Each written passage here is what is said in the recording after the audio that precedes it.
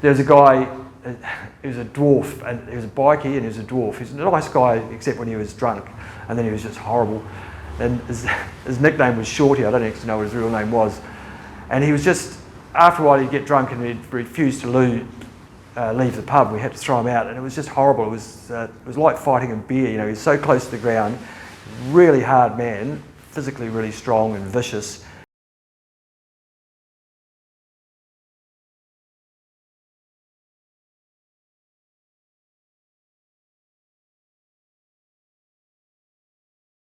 One big thing was another really early fight was where it was really nasty again. Something was going down and we could see there was going to be a fight. There was 3 or 4 of us just waiting to jump in, and I could feel this. I could feel myself getting more and more scared because they were scary guys. And you know, when you're scared, you know, my knee was starting to shake, and then I sort of felt myself locking up, and I thought, I can't even move, let alone fight now. You know, I thought this is going to be terrible. I'm just, you know, can't do it. Like I say, I'd had street fights before, but these were kind of nasty situations. And then it went off. And what often in violent situations, you sort of see yourself in your mind's eye. And I noticed as I thought, okay, here we go, and walked towards them, I could feel my shoulders dropping, all the stuff that I do in Wing Chun, like I was preparing myself, just happening without me thinking about it. Like my shoulders would probably drop from there down to there and everything. And then it all started working, and there was no problem with tension or fear or anything like that. It was just, you know, I guess it was fight or flight and worked the right way for me.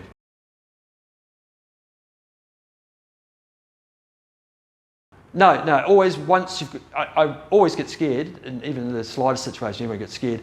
But once you start going, then your training kick or something kicks in, and I don't feel fear while I'm fighting or pain.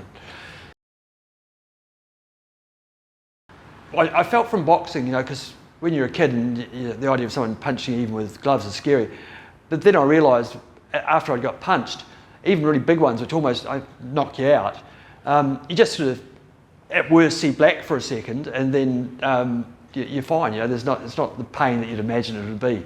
And then, like I was saying about street fights, I had one where I punched a guy, and the bone was actually poking out through the skin. I could see the bone there poking out like that. And I knew I couldn't use it. I hadn't had time to examine it, but I just felt I can't hit with this hand anymore, or I can't hit on that side, and I was doing other things.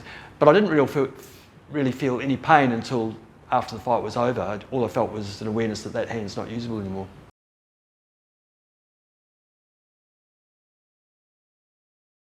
In a real fight, I try and hit people in the head. And no matter how good you are, it's just really easy to catch yourself the wrong way. Boxers, if they get in street fights, are very likely to break their hands, because what they do is hit across, you know, they do things like that when they're hitting across the metacarpals, and that breaks them quite easily.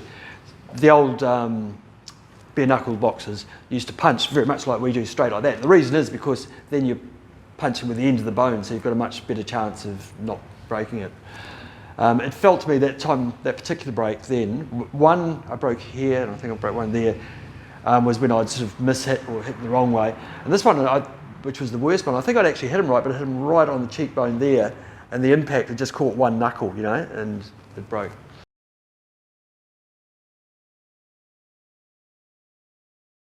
If I had less time to think about things, the strikes and everything seemed to work better. Sometimes you'd be lining someone up because they've been in your face for ages, and you think, I'm going to have to hit them soon, or sometimes you have to initiate it. And that never seemed quite as effective, but times when someone just jumped me, it came out better. As far as the power of the strikes, I was surprised at the size of the people that I could knock out. I knocked out a few people over the years. And one guy, he would have been easy 110, 120 kilos and all muscle. It was actually a knee strike that knocked him out, but I was surprised that someone my size could knock out someone that big. Once again, you know, the guy had been drinking at that, so it's, you know, I'm not saying I can knock out every 120 kilo guy who attacks me. What did impress people though was things like when you needed to push someone away, which surprised me too. So I remember one time when there'd been something had happened, and I was dragging one guy out with one hand, and I was pulling him like this, and some other guy came and had a go at me, and I just pushed him away like that, and he went spinning right sort of across the room, you know, and everyone thought it was great. I was quite impressed myself. Once again, he's probably off balance and certainly drunk. But things where you're moving someone would impress other people because they're surprised at how much you can move someone with Wing Chun. You just get that ability to do that.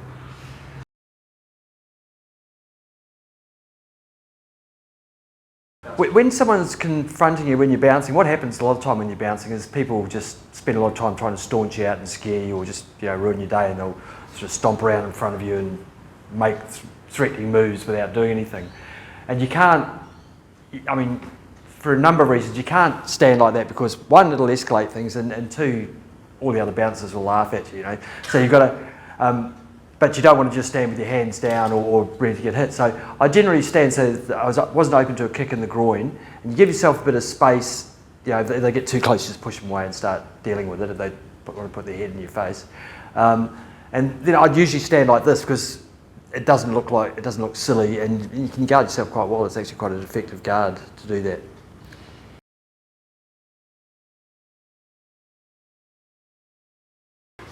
It would just look.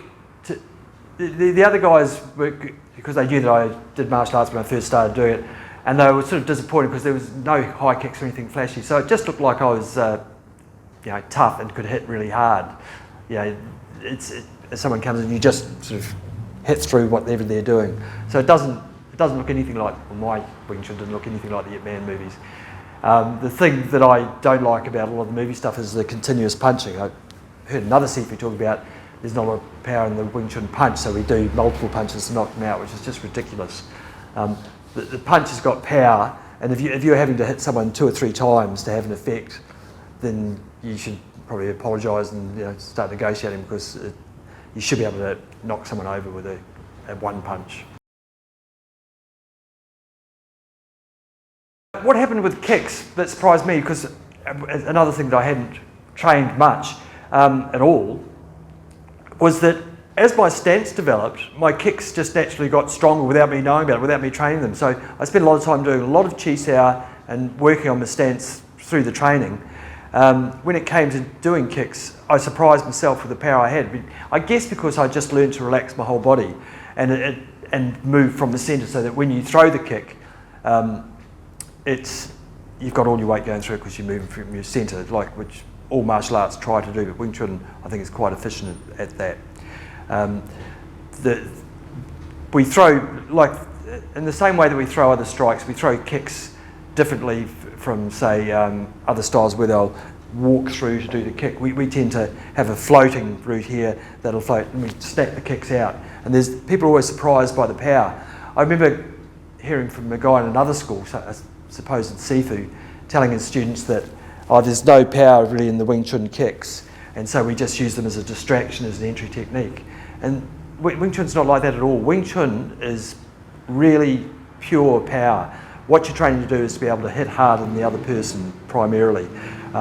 You do that without using strength, but it's not a question of tricks or relying on speed. That won't win your fight. So in my opinion, what wins fights, speed's really important, it certainly helps, but it's meaningless without power. And the main thing is to have power, because you can get peppered with strikes. Most people don't realise that most strikes won't knock someone over unless you're really good. But if you have got power in your strikes, you'll come out on top eventually.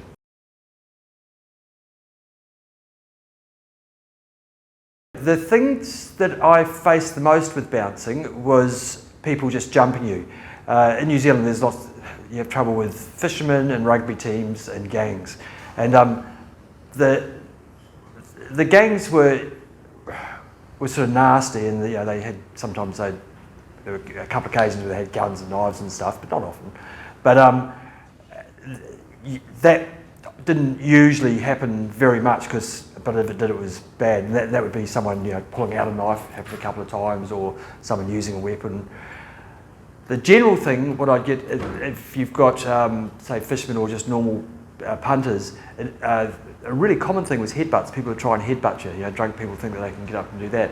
And I was surprised or maybe I was lucky, but I only got headbutted badly once, and quite often, a couple of times when people did try to do it, you could see it coming. You could just see them sort of getting ready to do it, And I was surprised I could manage to kind of hook their head as they came in and bring them down to my knee, which is another surprise because I'd never done knees in training much. I'd learned how to do knees, but I sort of didn't think of it as effective for fighting. But with doing a lot of, like I said, I'd had street fights, but doing a lot of fighting when I was bouncing, that was the thing that came out most often, a thing from the wooden dummy, which I never even practiced as a technique. But, we had techniques that we practiced in the school, but hardly any of those came out. So it'd be something like from the wooden dummy. Can I show the dummy now?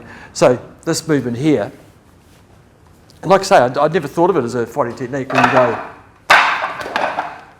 like that. And what would happen in real life would be, shall I use you? Or? Yeah. In real life, it'd be that they've come at you or something like that, or they've gone to grab to try and headbutt, and as they come in, I'd be bang, hit like that, and then latch down the head onto the knee. And I'd never planned it, I'd never done that in training, it just came out. That was the thing that amazed me, is all these things came out which I hadn't thought through in my little fantasy world of what martial arts should be. I should mention, as well as that, the other thing that happened a lot was people would, to be fair to kind of the training that I did do, it was effective, people would take big swings at you, and we do a thing called dice out punch, in 4 corners, which I never liked for other reasons, but that actually came up quite a lot. Someone would sort of throw a strike and you just hit out with both hands.